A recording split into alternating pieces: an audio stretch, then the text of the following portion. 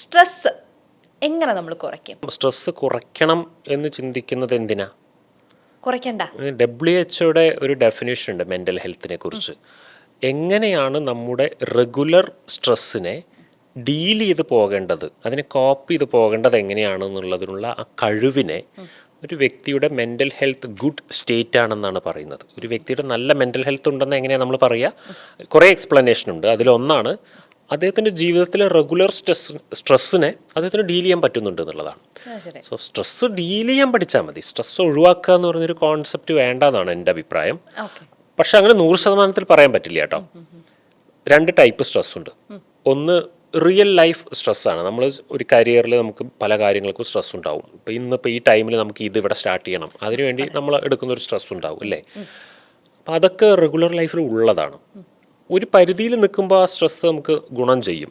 ഒരു സ്ട്രെസ്സും ഇല്ലാത്തൊരു മനുഷ്യനില്ലേ, അങ്ങനെയാണെന്ന് വിചാരിച്ചോ, ചിലപ്പോൾ ആ വ്യക്തി ഒട്ടും പ്രൊഡക്റ്റീവ് അല്ലാതെയോ ആകാൻ സാധ്യതയുണ്ട് എന്നാണ് എൻ്റെ അഭിപ്രായം. ഒരു ചെറിയൊരു സ്ട്രെസ്സ്, ഞാനിതിന് എപ്പോഴും ഒരു ഉദാഹരണം പറയുന്നത് എങ്ങനെയാ അറിയോ, അമ്പും വില്ലും പോലെയാണ്. ഒരു വില്ലിലൊരു അമ്പ് വെച്ച് നമ്മളിങ്ങനെ വലിച്ചു വിടുന്ന കണ്ടിട്ടില്ലേ? ആ വില്ലിലെ കയറുണ്ടല്ലോ, ഞാണ് എന്ന് പറയും അതിനെ.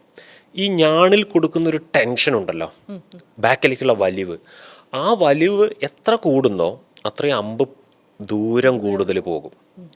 എത്ര അത് കുറവാണോ അതിനനുസരിച്ച് അമ്പ് അവിടെ തന്നെ വീഴും. അപ്പം നമ്മൾക്ക് നമ്മളെ ജീവിതം ബഹുദൂരം മുന്നോട്ട് പോകാനുണ്ടെങ്കിൽ, വളരാനുണ്ടെങ്കിൽ അത്യാവശ്യം സ്ട്രെസ്സ് എടുക്കുകയാണ് നമ്മൾ വേണ്ടതെന്നാണ് എൻ്റെ ഒരു അഭിപ്രായം.